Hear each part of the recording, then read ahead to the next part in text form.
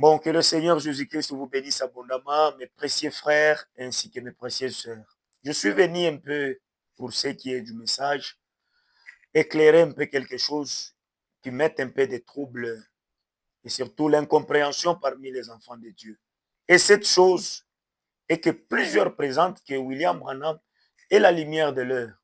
Bon, ça nous ne le nions pas, mais je vais vous expliciter pour la meilleure compréhension. Vous savez, ça sonne mal à des personnes qui n'ont pas encore pris ces messages. Ils ne comprennent pas ça. Comment il peut être la lumière? Pour vous, les gens du message, comprenez-moi un peu. Nous avons le 7 chandeliers dans Apocalypse chapitre 1. Commencez par le verset 18, vous descendez là-bas.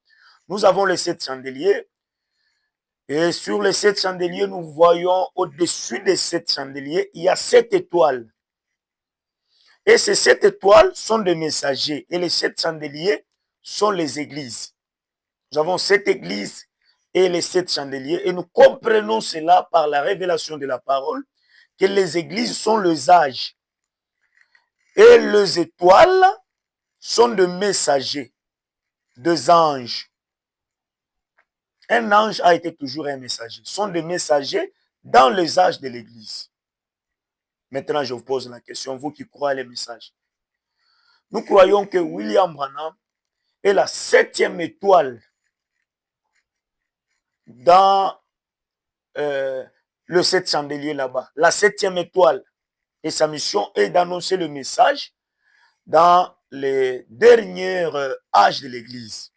Bon, si William Branham est la 7e étoile, or que nous savons que l'étoile fait partie des astres non lumineux.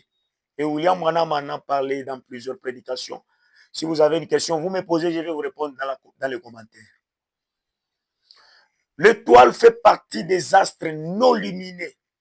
C'est-à-dire l'étoile n'a pas sa propre lumière. Mais l'étoile réfléchit la lumière du soleil. Or, nous connaissons tous que Jésus-Christ est le soleil de la justice. La vraie lumière, c'est le Seigneur Jésus-Christ.